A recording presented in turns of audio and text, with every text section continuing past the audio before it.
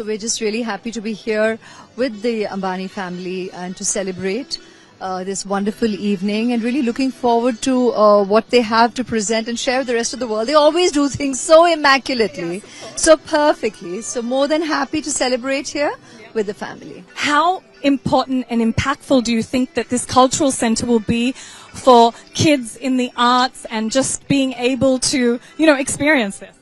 Nita ji has always done tremendously well in that area with kids, with her school, with constantly, standing up for and propagating and celebrating India and Indian culture. So I think she's just taken that vision forward and even more gloriously and ready to do so much more.